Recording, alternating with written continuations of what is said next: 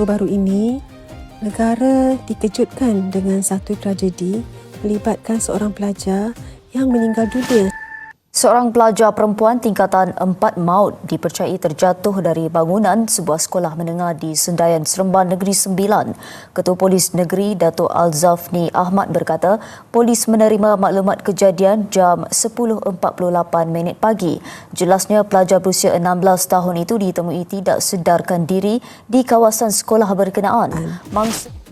Peristiwa ini membuatkan saya termenung seketika. Lalu, saya bertanya pada diri sendiri, adakah salah untuk menegur? Tidak. Tetapi cara kita menegur adalah salah satu bentuk kepimpinan. Sama ada kita seorang ibu bapa, guru, majikan atau ketua organisasi, setiap teguran akan meninggalkan kesan.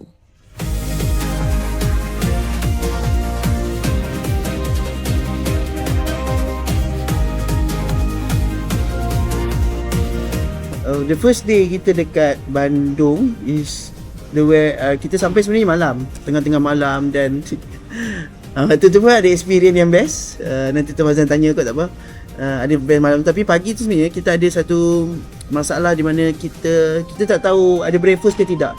Dalam kita punya Airbnb tu memang cakap tak ada breakfast, but kita dah arrange untuk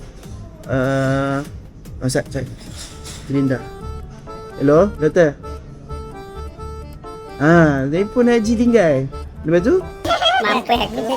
Haji, penonton nak tahu, ni kali keberapa Haji tinggal?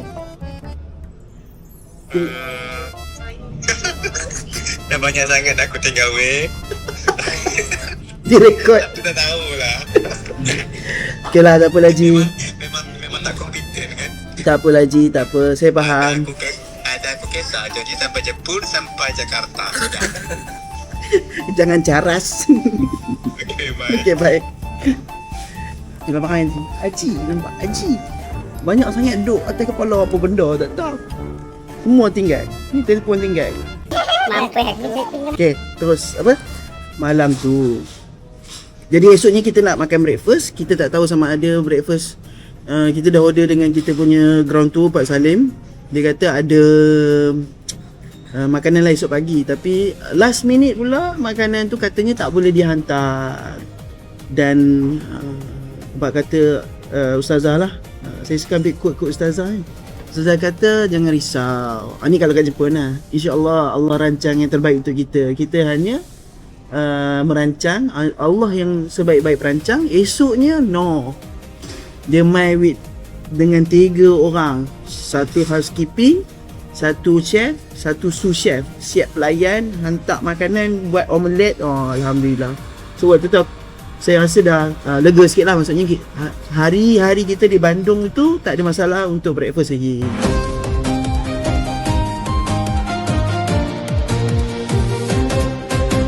Di sebalik tabir jiwa, sujudku jadi penguat rasa. Bangkit dari rebah semalam, pelangi pun datang.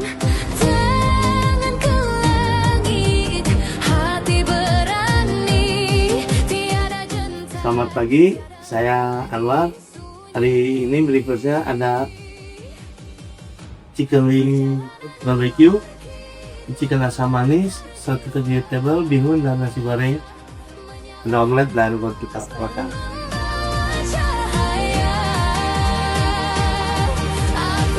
Ini omeletnya. Masya Allah, untuk saya kan? Iya. Terima kasih. Boleh saya tengok? Sedapnya. Khas dimasak untuk saya. Iya. Terima kasih Bapak Chef. Sama-sama. Saya happy hari ini. Mau makan banyak. Iya. Assalamualaikum warahmatullahi wabarakatuh. Saya berada pada hari kedua di Bandung ini, di villa yang indah. Masya Allah, kesegat indah di hujung puncak ini. Hari ini saya nak breakfast dulu sebelum kita kita nak bergerak berjalan pergi ke sebenarnya ada beberapa tempat, tapi yang pertama tu best lah, the Orchid Forest namanya. So saya nak share, saya makan buah dulu ataupun kita mula dengan bismillah dengan buah sebelum makan-makan berat dan heavy kan. So kita akan pastikan makan buah dulu sebab apapun digestion akan lebih baik. lebih sempurna apa kita mulakan dengan buah dulu. Lepas tu baru makanan berat or the main course. Kenapa? Sebab buah ada banyak enzim. Dia akan berikan pada perut tu ialah persediaan untuk digest, hadam makanan-makanan berat akan datang. Okay? So, bismillah dengan buah dulu ya. Amalkanlah ilmu ni, amalan yang memulakan dengan buah dahulu. Baik. Kenapa Dr. Indah suka sayur? Kenapa dia suka buah? Sebab dua-dua ni ada tinggi fiber. Apabila fiber tinggi, kandungan serat yang tinggi, penghadaman akan lebih sempurna dan dia akan menyebabkan happy tummy. Apabila happy tummy, happy perut dan digestion ni akan jadi happy hormone lah. Ya, yang menyebabkan emosi juga akan tergira apabila perut kita tak meragam. Betul ke tak? Selalunya kalau kita pergi jalan-jalan, kalau perut meragam, apa yang kita akan rasa? Apa yang paling tak best?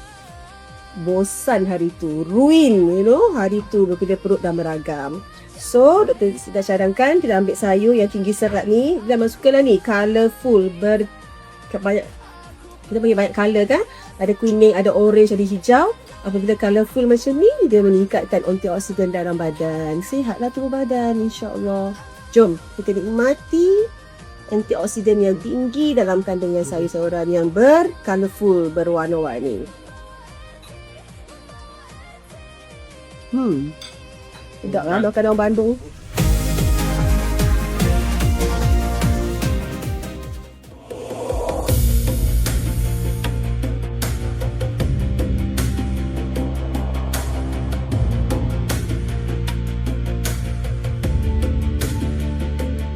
Tu Ibu, dalam usaha dalam kita wanita untuk menjadi pemimpin yang baik, apa Ibu rasa ilmu-ilmu yang diguna pakai, kena cedok, kena pergi belajar, nurture Ibu kan? Sebab benda-benda ni kita tak diajar masa kecil-kecil Ibu. I'm a medical doctor Ibu, saya tak diajar ilmu kita panggil leadership sangat Ibu. I don't say tidak diajar, maksudnya officially di sekolah-sekolah tak diajar Ibu.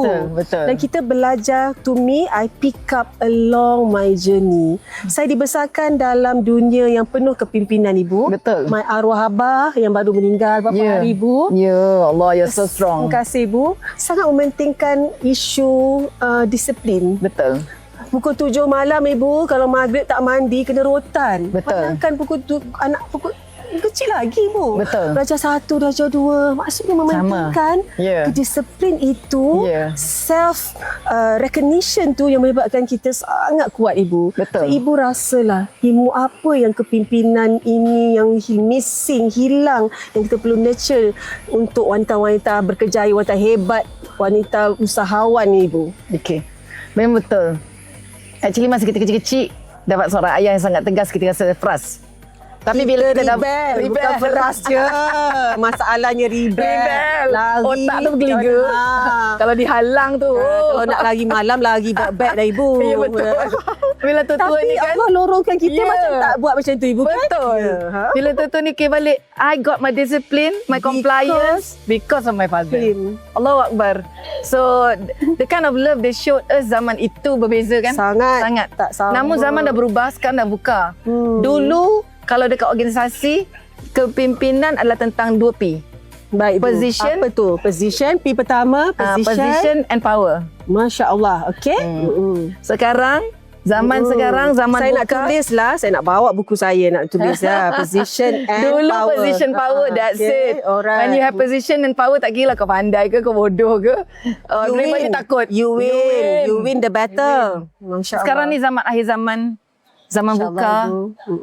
Actually baginda Nabi kita SAW tunjuk kita banyak ideas untuk memimpin zaman buka. Okey Bu.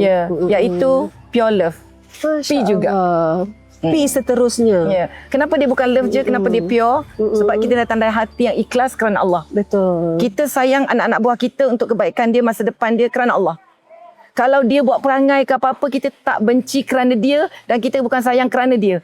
Kita buat kasih kita kepada semua yang kita pimpin kerana Allah.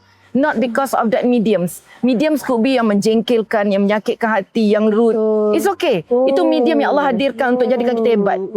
Those are all our test. To naikkan lagi kita punya darjat. Jadi kita kena ada pure love. And pure always is associated with Allah.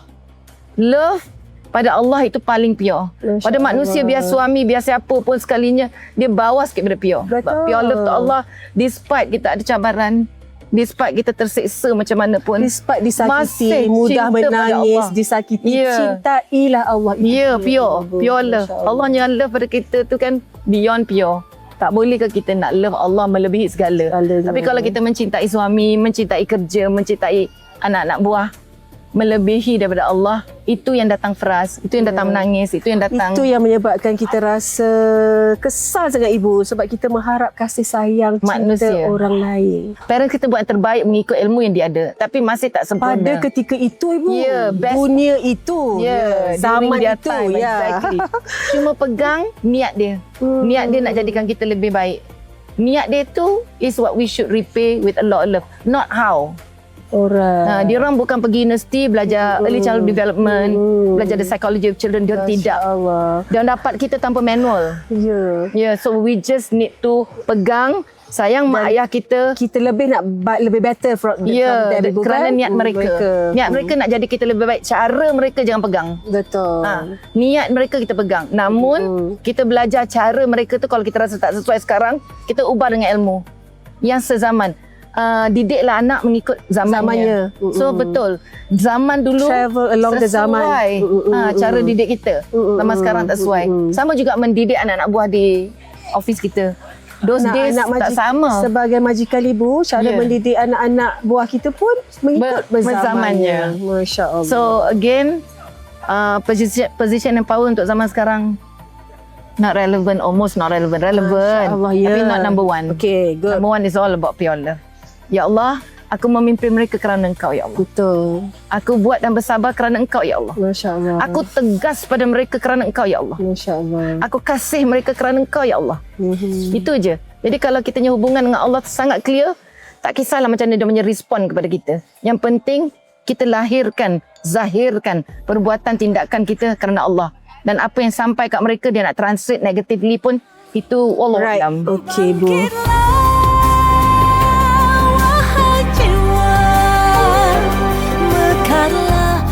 Tiga tanda-tanda wanita yang tak seimbang hormon ni tau.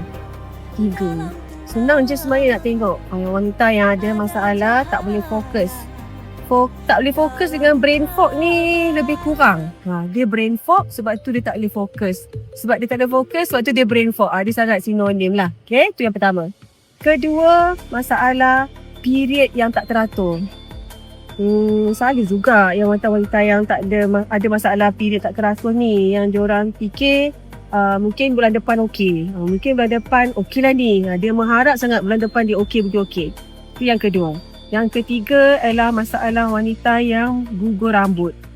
Asyik beli shampoo baru, tukar shampoo tau. Pergi salon yang mahal. Nak pastikan rambut diorang tumbuh. Tapi itu sebenarnya adalah tiga tanda wanita ada masalah gangguan hormon.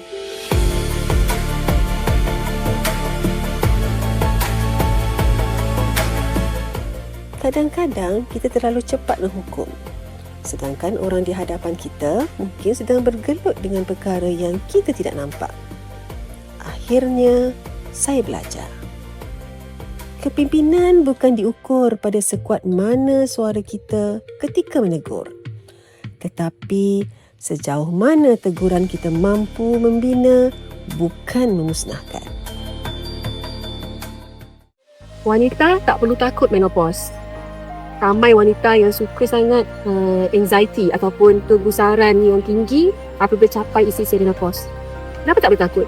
Kerana wanita yang menopause ialah proses natural. Memang dia dah tahu, memang natural semua orang akan lalui proses menopause ni. Dan tanda-tanda pun sangat terkesan di hati. Sebab tak boleh fokus, tak boleh tidur malam, berpeluh-peluh malam hari. So kalau tanda tu memang semua orang wanita tak nak. Tapi tak perlu takut kerana solusi ni dah ada kat Malaysia. Solusi untuk merawat wanita menopause dah tersedia di Malaysia sebenarnya. Dr. Ida dah bantu ramai wanita yang menopause untuk lalui fasa-fasa menopause yang lebih tenang dan gembira. Apapun, ketahuilah wanita menopause boleh lakukan rawatan hormon dengan pemeriksaan blood test di doktor anda. InsyaAllah.